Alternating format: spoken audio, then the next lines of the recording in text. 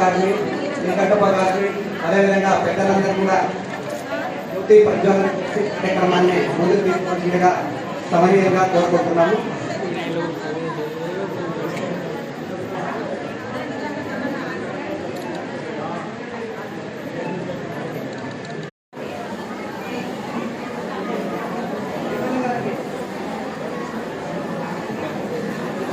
MLA గారికి పుష్పగుచ్చంతో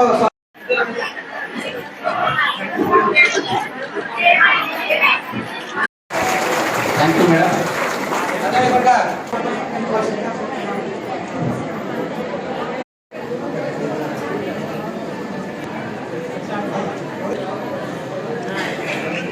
అదేవిధంగా గారికి కోరుచున్నాము.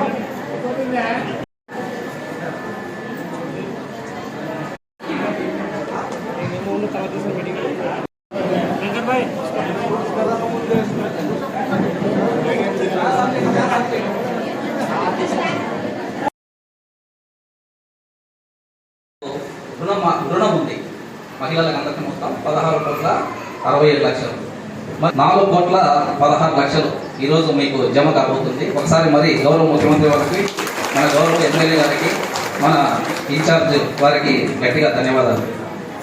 ఈ ద్వారా ఇవ్వడమే కాకుండా ప్రభుత్వము అనేకమైనటువంటి ప్రతి టైఅప్ చేసుకోవాలి. మహిళలు అమూల్ లాంటిది, తర్వాత మన రిలయన్స్ కంపెనీ, ఇట్లాంటివన్నీ మొత్తం 4 విడతల్లో ఒక సభ్యురాలకు వచ్చి 28,000 రూపాయలు శాంక్షన్ అయినాయి. అందులో మొదటి విడతగా నాకు 7,000 రూపాయలు వచ్చినాయి. ఆ ఆసరా డబ్బులతో నేను మొదటి విడత డబ్బులను ఒక పొటేల్ తెచ్చుకొని పెంచుకున్నాను. రెండో విడత డబ్బులు తీసుకొని మళ్ళీ 7,000 ఆ పొటేలు అమ్ముకున్నవి. ఆ 7,000తో వచ్చిన డబ్బులతో 2 కలిపి కొంత బంగారం నా పిల్లకు తెచ్చుకున్నాను, నా బిడ్డలకు. మూడోసారి వచ్చిన వైఎస్ఆర్ ఆసరా 7,000 డబ్బులతో నా పిల్లల చదువుకు ఉపయోగించుకున్నాను. ఈసారి వచ్చే వైఎస్ఆర్ ఆసరా 4వ విడత డబ్బులు కూడా మా ఇంటికి 3 రూములు ఉన్నాయి. అక్కడికి 3 కొత్త ఫ్యాన్లు కొనుక్కొని కొత్త ఫ్యాన్లు వేయించుకొని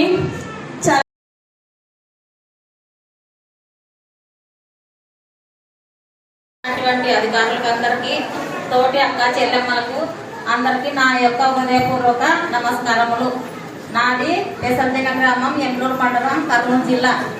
నా పేరు తిమ్మక్క. నేను మా రెమ్మ గ్రూప్లో ఫస్ట్ లీడర్ని. నాకు 7 లక్షల రూపాయలు లోన్ ఇచ్చినారు. రెగ్యులర్గా కడుతున్నాను. వైఎస్ఆర్ ఆసరా కింద మాకి 3,24,000 తీసుకున్నాము. చేయూతగానే వస్తుంది. నాకు గౌరవ భీమిరెడ్డి గారిని సభను ఉద్దేశించి మాట్లాడవలసిందిగా కోరుతున్నాం.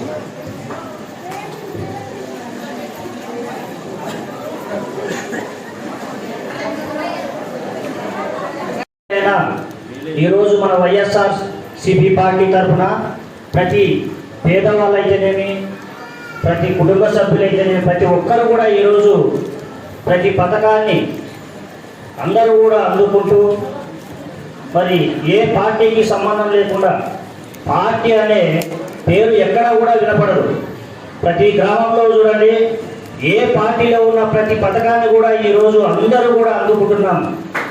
మరి వైఎస్ఆర్సీపీ పార్టీ తరఫున ఏ గ్రామంలో అయినా ప్రతి గ్రామంలో అభివృద్ధి అంటే ఒక సచివాలయం, ఆరోగ్యశ్రీ, ఆరోగ్య కేంద్రం అయితేనేమి, మరి రైతు భరోసా కేంద్రాలు అయితేనేమి, ఈరోజు పట్టణాలు ఎలా ఉంటాయో గ్రామాలు కూడా అలా అభివృద్ధి చెందాలనే ఉద్దేశంతోనే మన వైఎస్ జగన్మోహన్ రెడ్డి గారు ప్రతి గ్రామాన్ని కూడా మండలాలు తయారు చేయాలనే ఉద్దేశంతోనే ఈరోజు ప్రతి కార్యక్రమాన్ని కూడా మన గ్రామాల్లో, సచివాలయం దగ్గర కానీ, ఊళ్ళలో, ప్రతి గ్రామంలో కూడా ఏ కార్యక్రమం జరిగినా మన గ్రామాల్లో కూడా ఈరోజు జరుపుతున్నారు.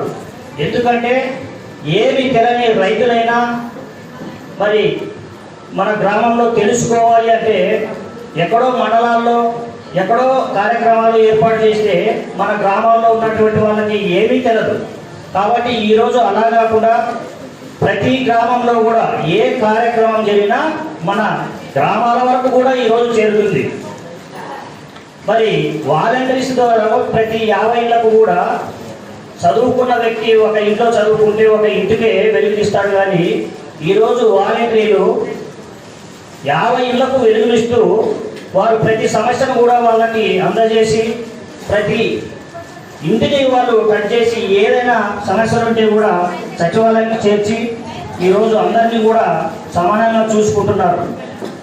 మరి వైఎస్ జగన్మోహన్ రెడ్డి గారు ప్రవేశపెట్టిన ప్రతి పథకాన్ని ఈరోజు మనం అందరం కూడా అందుకుంటున్నాము. కాబట్టి మనందరి తరఫున మరి వైఎస్ జగన్మోహన్ రెడ్డి గారికి ఒక్కొక్కరు ఒక ఓటు చొప్పున అందరూ కూడా ఒక్క ఓటు వేసుకుంటే మన జీవితాలు బాగుంటాయి.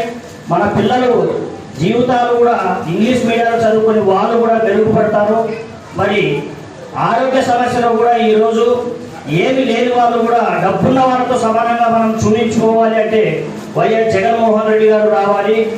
మరి ప్రతిదీ కూడా ఈరోజు మన పేదరికంలో ఉన్నటువంటి వాళ్ళందరూ కూడా ఆలోచన చేసింది ఏమి అంటే పేదలను ఉద్దేశించి ఆయన పేకి ఎదిగే అవకాశం చేస్తున్నాడు. కాబట్టి మనం ప్రతి ఒక్కరూ కూడా ఆలోచించి మన వైఎస్ జగన్మోహన్ రెడ్డి గారికి ఓటు వేయాలని కోరుతూ ఈ అవకాశం ఇచ్చిన పెద్దలకు ఇక్కడ ఉన్నటువంటి అక్క చెల్లమ్మలకు అందరికీ కూడా నా యొక్క ధన్యవాదాలు.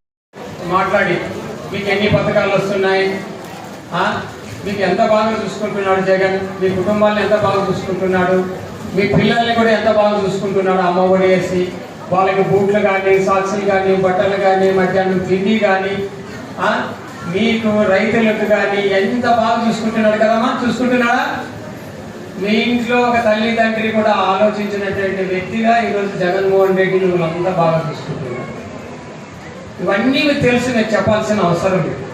ఒకటి ఇప్పుడు జరిగిపోయేది చెప్తాం. పల్లెటూరులో మనమంతా, మీరు పల్లెటూరు నుంచి వచ్చినారు కదా, అవునా కదా? పల్లెటూరులో ఏముంటాయి? వర్గాలు ఉంటాయి, తెలుగుదేశము వైఎస్ఆర్ అని ఉంటాయా? అవునా? ఉంటాయా లేదా? ఏం చెప్తాడు? మనకు పాపం చల్లగా ఉంది పంట. ఇప్పుడు జగన్మోహన్ రెడ్డి మంచి ఎరువులు వేసి మంచి బాగా కలుపులు తీసి పంటని కలకలకలలాడుతుంది. పోతే ఆంధ్ర రాష్ట్రం, తెలుగు రాష్ట్రము బాగా కలకలలాడుతుంది. కోతకు వచ్చింది, మంచి కంకులు ఉన్నాయి. ఇప్పుడు అది ఏం చేయాలా? కోసుకోవాలని చూస్తున్నారు తెలుగుదేశం వాళ్ళు. కష్టపడిన వాళ్ళకి కాకున్నట్లా మీరు పంట పండిస్తారు, కంకులు వెళ్ళింటే ఎవడైనా కోసిపోతే మీకు ఎంత బాధ ఉంటుంది? బాధ ఉంటుందా? ఉంటుందా లేదా? అట్లా తెలుగుదేశం వాళ్ళు ఇప్పుడు ఆ పంట కోసుకుపోవాలని దోచుకోవాలని చూస్తున్నారు. ఇప్పుడు ఏం చేస్తారు వచ్చే వాళ్ళు? మీకు గవర్నమెంట్ ఇది, ఎవరైనా ఇస్తారు డబ్బులు. మా చంద్రబాబు నాయుడు ఇస్తాడు, జగన్ జేబులో నుంచి ఇస్తాడు ఆ డబ్బులు. మరి చంద్రబాబు నాయుడు కదా ఇదే అప్పుకు వచ్చాడు, ఇదే గవర్నమెంట్ ఉంది, ఇదే ఉంది. ఒకసారి ఆలోచన చేసుకోండి మీరు, అవునా కదా? ఆయనకి అవకాశం ఇచ్చినారా లేదా రాష్ట్రం వెళ్ళిపోతే? మరి ఆయన ఎందుకు చేయలేదు? ఇదే అప్పుకు వచ్చినాడు, ఇదే చేసినాడు, మరి మీకెందుకు పథకాలు ఇవ్వలేదు? మీకు మాఫీ చేస్తామని చెప్పినాడు కదా, రుణమాఫీ చేసినాడా? చేయలే. మరి మాట ఇచ్చిన జగన్మోహన్ రెడ్డి మాఫీ చేసినాడు. మరి రాబోయే కాలంలో ఇంకా అన్ని రకాల సౌకర్యాలు మీకు ఇస్తాడు. అందుకోసం తెలుగుదేశం మాట వినొద్దండి, వాళ్ళు రస్తా తప్పిస్తారు. ఇంకో మాట చెప్తారు వాళ్ళు మీకు వచ్చి, మా చంద్రబాబుని గెలిపిస్తే దీనికి ఎక్కువ ఇస్తాడు, ఇంకా పింఛన్ 6,000 ఇస్తానంటాడు, బంగారు డైరెక్ట్ కొనిస్తానంటాడు. మీకు అంతా ఇంకా ఎన్నో రకాలు చెప్తాడు రేపు పొద్దున. ఎందుకంటే గెలవాలి కదా. ఆయనకి అబద్ధాలు చెప్పడం మామూలే వాళ్ళకి, తెలుగుదేశం వాళ్ళకి. ఇంటికాడికి వచ్చి ఇంట్లో కూర్చొని వాళ్ళు వేసి మీకు అక్క చంద్రబాబు మాట వినండి, రేపు వస్తే మంచి ఇంతకని ఎక్కువ ఇస్తాడు జగన్ కింద అని చెప్తాడు. నమ్ముతారా మీరంతా? దయచేసి నమ్మద్దండి, నేను చెప్తాను చూడు. దొంగలు పడతారు మీ చేతికి. మీ ఇంట్లో పడి మీ పథకాలు ఇప్పుడు ఇంటికి వస్తున్నాయి. బియ్యం ఇంటికి వస్తుంది, అవ్వలకు పింఛన్ ఇంటికి వస్తుంది. వాలంటీర్ మీ ఇంటికి వచ్చి దగ్గరుండి పని చేసిపోతాడు. ఏ ప్రభుత్వం అయినా చేసిందా ఇలా? ఒక్కసారి గుండెల మీద చేసేసుకోండి. ఎవడైనా తెలుగుదేశం అన్నాడా మీ గండల్లో ఇట్లా కొట్టుకొని చెప్పండి, ఇక్కడ ఉన్నాడు జగన్.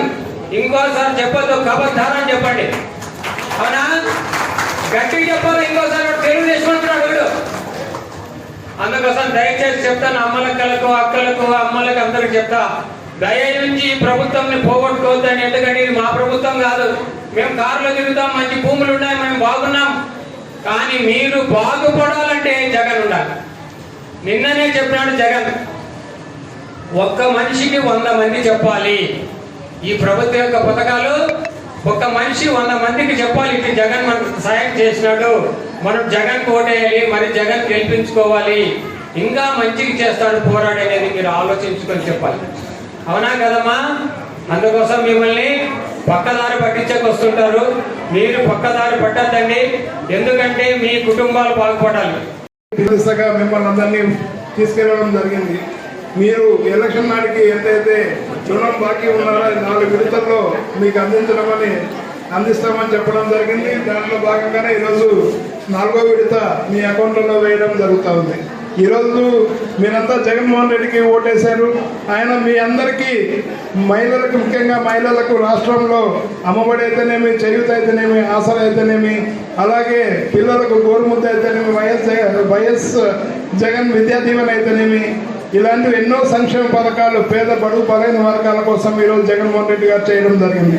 ఇందాక బస్రెడ్డి గారు చెప్పినట్టుగా మనం తెలుగుదేశం వాళ్ళు చెప్పిన కళ్ళబల్లి మాటలు నమ్మక రాబో కాలంలో జగన్మోహన్ రెడ్డి గారు ఇక్కడ 2 గుర్తులు మీరు ఫ్యాన్కి వేయాల్సిందిగా మిమ్మల్ని అందరినీ కోరుతా ఉన్నా. ఎందుకు వేయాలంటే మిమ్మల్ని అందరినీ ఆర్థికంగా ఆదుకున్న ఘనత జగన్మోహన్ రెడ్డి గారిది. ప్రతి ఒక్క సంక్షేమం మహిళలకే నేరుగా అకౌంట్లకు వేయడం వలన ఈరోజు మీరందరూ ఆయన రుణం తీర్చుకోవాలంటే ఫ్యాన్ గుర్తుకి 2 వేట్లు వేయాల్సిందిగా మిమ్మల్ని అందరినీ కోరుతూ ఈ అవకాశం ఇచ్చిన పెద్దలందరికీ ధన్యవాదాలు. శాసనసభ్యులు శ్రీ చెన్నకేశవరెడ్డి గారికి, ఎర్రకోట జగన్మోహన్ రెడ్డి గారికి, ఎంపీటీ బసిరెడ్డి గారికి, పి కేసన్న గారికి, భీమిరెడ్డి అన్నకు, నజీర్ గారికి, జగనన్న చేస్తున్న ఎన్నో గొప్ప సంక్షేమ పథకాలలో ఆసరా ఒక పథకం. ఇందాక మహిళలు చాలా చక్కగా 2 మహిళలు వచ్చి వారు ఏ విధంగా లబ్ధి పొందారు, జగనన్న పాదయాత్రలో ఏదైతే మాట ఇచ్చాడో ఆ మాట చేసి చూపించాడు. ముఖ్యంగా జగనన్న పరిపాలనలో మహిళా సాధికారతనే ఎక్కువగా ఉంది. ప్రతి ఒక్క సంక్షేమ పథకం మహిళల కోసమే తీసుకొచ్చారు.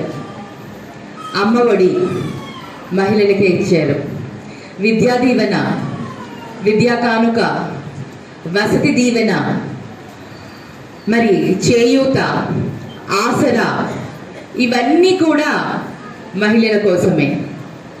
రైతుల కోసం రైతు భరోసా కేంద్రాలు, రైతు బీమా, అలాగే ప్రతి ఒక్క వర్గానికి, ప్రతి ఒక్కరికి కూడా నవరత్నాల్ని అందిస్తూ ఒక చక్కని సుపరిపాలన అందిస్తున్న మన ముఖ్యమంత్రి వైఎస్ జగన్మోహన్ రెడ్డి నిజంగా మనకు స్వతంత్రం వచ్చి 75-76 సంవత్సరాలు దాటిపోయింది. ఐ థింక్ 77 ఏళ్ళు అవుతుంది. ఇన్ని సంవత్సరాలలో ఏ ప్రభుత్వం కూడా పేదవారి కోసం, పేదరికం నిర్మూలన కోసం ఎప్పుడూ ఆలోచించలేదు. మనసున్న వ్యక్తిగా పేదరికం ఎంత బాధాకరమో ఆయన తెలుసు. కాబట్టి ప్రతి పేదవారికి ఏదో ఒక సంక్షేమంలో వాళ్ళని ఆర్థికంగా బలోపేతం చేయాలి అని, ఆర్థికంగా బలోపేతం చేస్తే రాష్ట్రం కూడా సంతోషంగా ఉంటుంది అని. అది ఎలా అని మీరు అడగచ్చు. ఇప్పుడు మీ అందరికీ ఏదైతే అప్పులన్నీ కూడా తీసేశారో ఆ అప్పులతో వచ్చి ఆ డబ్బులతో మీరు గొర్రెలనో, మేకలనో, లేకపోతే ఇంకొక చిన్న వ్యాపారమో ఏదో ఒకటి చేసుకుంటున్నారు. దానివల్ల ఏంటి లాభం?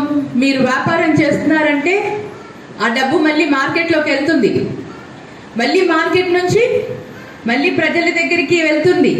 అంటే రాష్ట్రంలో అభివృద్ధి అనేది సంక్షేమ పథకాల ద్వారా కూడా అభివృద్ధి చెయ్యొచ్చు అని జగనన్న ఈరోజు మనందరికీ నిరూపించాడు.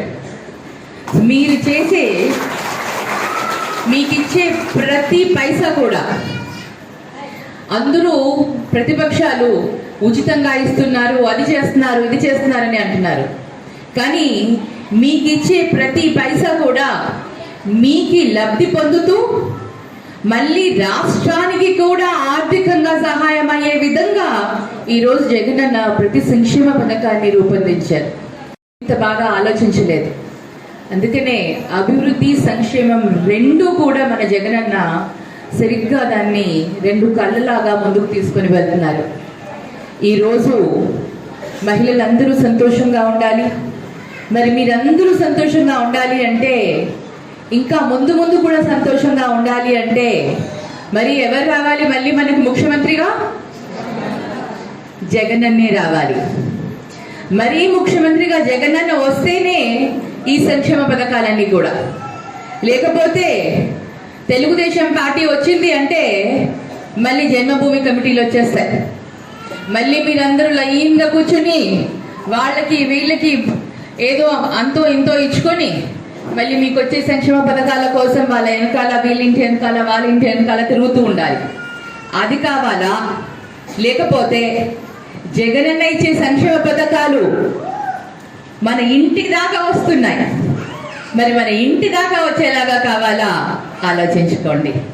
ప్రతిదీ కూడా మరి సచివాలయ వ్యవస్థ తీసుకుని వచ్చి, మరి వాలంటీర్ వ్యవస్థ తీసుకొని వచ్చి 50 ఇండ్లకి ఒక వ్యక్తిని నియమించి ఆ వ్యక్తి ద్వారా అవ్వతాతలకి పొద్దున్నే పెన్షన్ తెచ్చివ్వడం, బియ్యం అవన్నీ మీ ఇంటి దగ్గరికే తెచ్చివ్వడం, మీకు ఏదైనా ఒక రిపోర్ట్ కావాలి, బర్త్ సర్టిఫికేట్ కావాలి, డెత్ సర్టిఫికేట్ కావాలి, లేకపోతే ఇంకొకటి ఏదైనా సర్టిఫికేట్ కావాలి అంటే మీరు ఎక్కడ పోకర్లే, ఆ వాలంటీర్కి చెప్పేస్తే వాళ్ళే వెళ్ళి తీసుకొచ్చి మీకు ఇస్తారు మీ చేతుల్లో.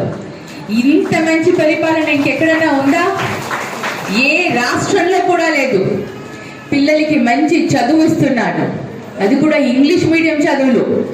ఈరోజు ఇంగ్లీష్ మీడియం చదువుకుంటే మీ పిల్లలు దేశ విదేశాలకు కూడా వెళ్ళి మంచి ఉన్నత స్థానంలో మంచి మంచి చదువులు చదువుకొని గొప్ప గొప్ప ఉద్యోగాలు చేసుకోవచ్చు. మరి ఇవన్నీ ఆలోచిస్తున్న జగనన్నకు మీరందరూ కూడా అండగా ఉంటారని ఆశిస్తూ, మరి జగనన్న అంటేనే మనందరికీ ఒక నమ్మకం, జగనన్నే మనందరికీ ఒక భవిష్యత్తు. మరి జగనన్న ఉంటేనే మనకి ఏదైనా ఆధారం. ఆలోచించుకుని 2024లో మళ్ళీ అందరూ ఫ్యాన్ గుర్తుకు ఓటు వేసి చక్కగా చల్లగా మనము అన్న పరిపాలనలో అందరం కూడా హాయిగా ఉందాం. మరి మీరు ప్రతి ఒక్కరూ కూడా జగనన్నకు అండగా ఉంటారు. జగనన్నకి మీరు బలంగా ఇప్పుడు మీ బలం ఏంటో జగనన్నకి చూపించాలి. మీరందరూ కూడా ఆయనకు ఆసరాగా అండగా ఉంటారని తెలియజేసుకుంటున్నాను. మరి ఈరోజు ఈ వేదిక ఆధారంగా నేను మన ఎమ్మెల్యే గారు శ్రీ చెన్నకేశవ రెడ్డి గారికి హృదయపూర్వకంగా నేను ధన్యవాదాలు తెలియజేసుకుంటున్నాను. అన్న ఆశీస్సులతో ఈరోజు ఈ నియోజకవర్గానికి మీ ముందుకు రాగలిగాను అంటే అది అన్న ఆశీర్వాదం వల్లనే. మరి జగనన్న ఆశీర్వాదం, అన్న ఆశీర్వాదం, మీ అందరి ఆశీర్వాదం ఉంటే తప్పకుండా మీకు సేవ చేసుకునే అవకాశం నాకు మీరు కల్పిస్తారని ఆశిస్తూ ఈ అవకాశం ఇచ్చిన పెద్దలకి నమస్కరిస్తూ సెలవు తీసుకుంటాను. మన నాయకుడు వైఎస్ జగన్మోహన్ రెడ్డి గారు ఒక సాయంత్రం నన్ను పిలిపించి, కేశవరెడ్డి బీసీకి ఇవ్వాలనుకున్నాను ఎట్లా అని చెప్పడం జరిగింది. ఆ సందర్భంగా అయ్యా నాకు నా కొడుకు ఇవ్వమని చెప్పడం జరిగింది. అంటే ఆయన మీకు చాలా వయసు అయిపోయింది, తర్వాత నీ కుమారుడికి ఎమ్మెల్యే ఇస్తాను, అక్కడ బీసీకి ఒక స్థానం కల్పించాలి, కాబట్టి పుట్టారు ఎడుకమ్మ గారిని పంపిస్తాను అని చెప్పడం జరిగింది. దానికి అంగీకరించి, ఎందుకంటే ఆయన చెప్పింది కూడా వాస్తవం. 85 ఏళ్ళ వయసులో ఎమ్మెల్యేగా ఎవరు లేరు. మన దేవుడు నాకు ఆరోగ్యము అదేవిధంగా ఆయుష్ బాగా ఇచ్చినాడు. అందువల్లే 85 ఏళ్ళకు కూడా నేను ఎమ్మెల్యే. కొంచెం అదృష్టం కూడా తోడైంది దానికి తగినట్టుగా.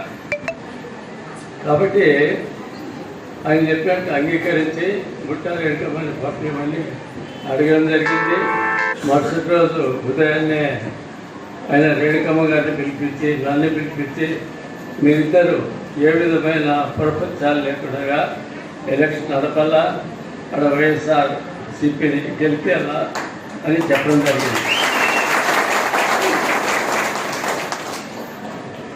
ఇవాళ మనం వైఎస్ జగన్మోహన్ రెడ్డి గారిని అనుకుంటే ఆయన మొట్టమొదటిగా మనకి చేసిన ఒక మేలు ఏమంటే పరిపాలనా వికేంద్రీకరణ చేయాలా.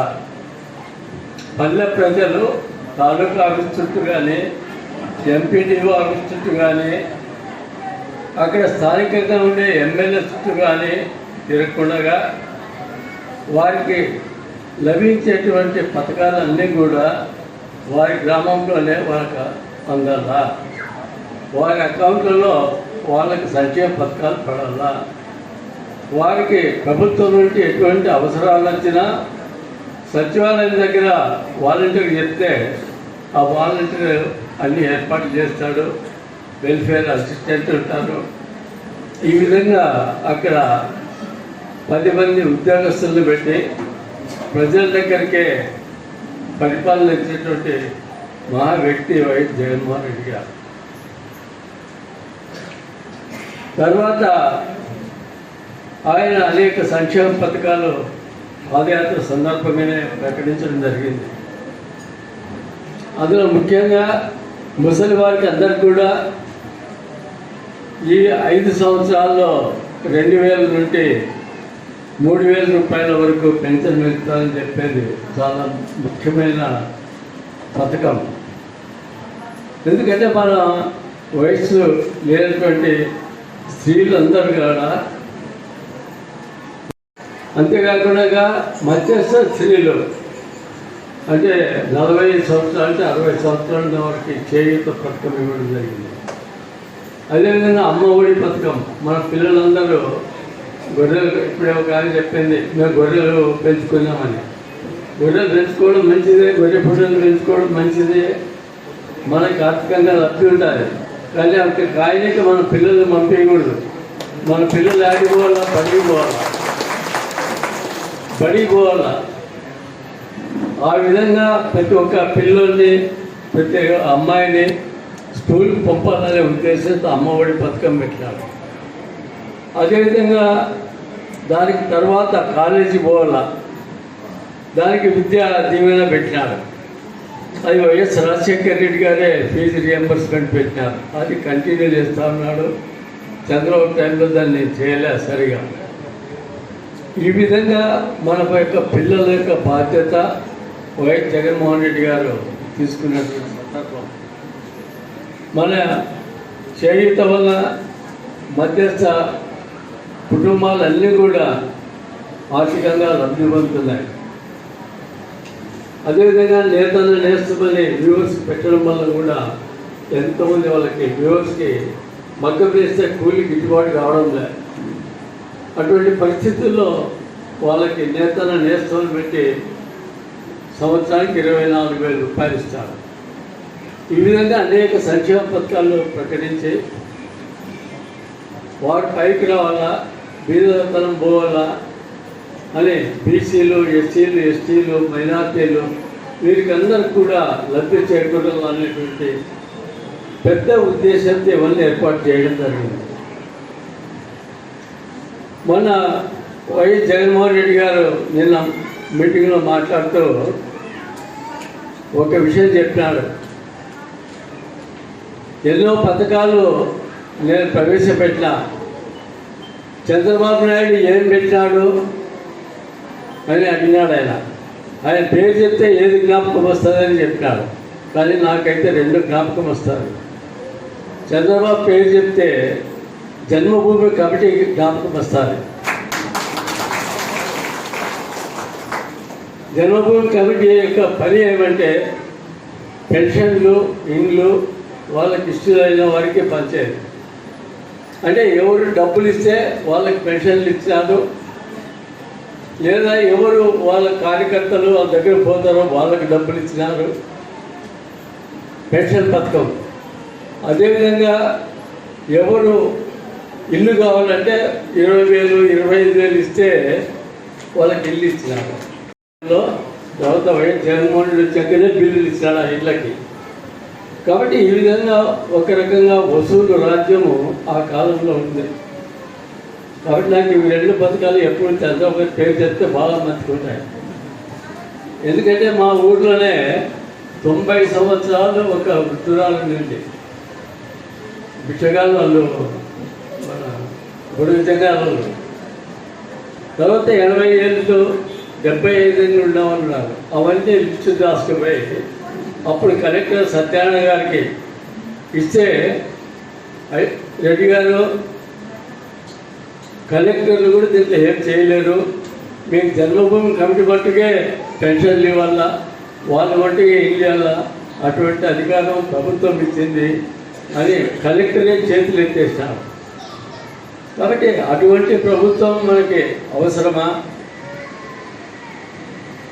ఎల్లప్పుడూ మనం వైఎస్ జగన్మోహన్ రెడ్డి గారు శాచురేటెడ్గా, అంటే మన కమ్యూనిస్టులు కానీ, కాంగ్రెస్లు కానీ, లేదా తెలుగుదేశం వాళ్ళు కానీ, వైఎస్ఆర్సీపీ వాళ్ళు కానీ, అందరికీ సమాజంలో ఎంతమంది అర్హులు ఉంటే వాళ్ళకందరికీ పింఛన్లు వచ్చాయి, వాళ్ళకందరికీ సంక్షేమ పథకాలు వచ్చాయి, వారికందరికీ అమ్మఒడి వచ్చింది. ఈ విధంగా అర్హతను బట్టి మన మంత్రి, మన వైఎస్ జగన్మోహన్ రెడ్డి గారు ముఖ్యమంత్రి గారు ఇచ్చినారు. విచక్షణ చూపలే వీళ్ళు తెలుగుదేశము, వీళ్ళు కమ్యూనిస్ట్ అని. కాబట్టి మనము వైఎస్ జగన్మోహన్ రెడ్డి గారిని బలపరచాల్సిన అవసరం ఉంది. ఎందుకంటే నాకు అత్యంత ముఖ్యమైన నాయకుడు ఆంధ్రప్రదేశ్లో ఎవరప్ప అంటే వైఎస్ రాజశేఖర రెడ్డి గారు. మొట్టమొదటిగా సమాజాన్ని గురించి, బీద బలహీన వర్గాల గురించి ఆలోచన చేసినటువంటి వ్యక్తి వైఎస్ రాజశేఖర రెడ్డి గారు.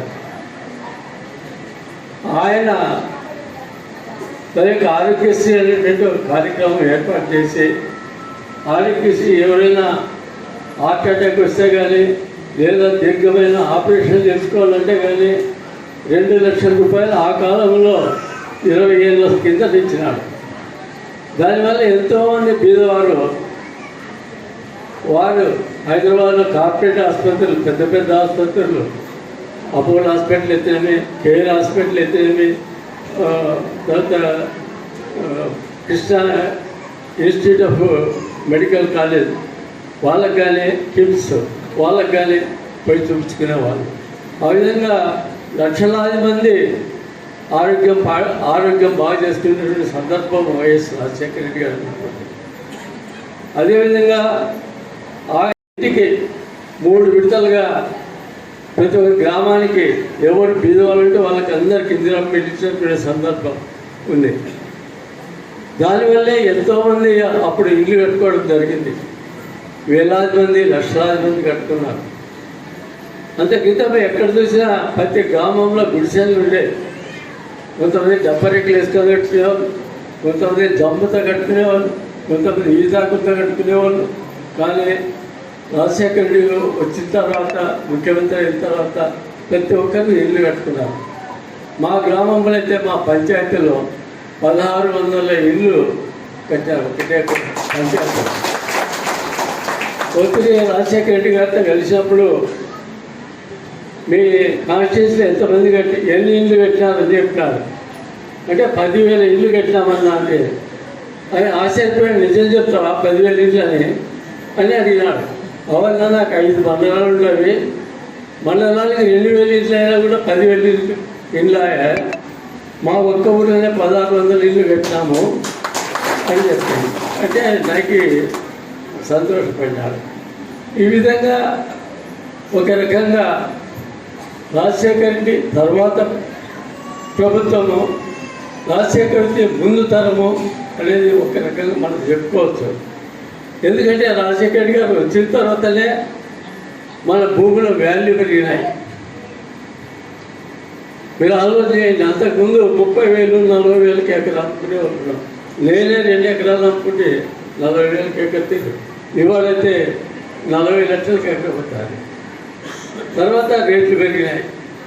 తర్వాత మనము ఉండిన కాడే షావుకారులైనా 10 ఎకరాలు ఉంటే ఇవాళ వాళ్ళు 10 కోట్ల లేదా 1 కోటి రూపాయలు షావుకారులు. ఈ విధంగా రాజశేఖర రెడ్డి ముందు, రాజశేఖర రెడ్డి తర్వాత అనేది ఏర్పాటైంది. ప్రతి ఒక్కరు సందర్భంగా thank you CM sir, thank you, welcome sir. మన దగ్గర ఉన్న బోర్డు అదేవిధంగా శ్రీనివాసులు, సంతుల శ్రీనివాసులు ఎమ్మెల్యే గారు, అదేవిధంగా ఇన్ఛార్జ్ గారు సత్కరిస్తున్నారు జరిగింది.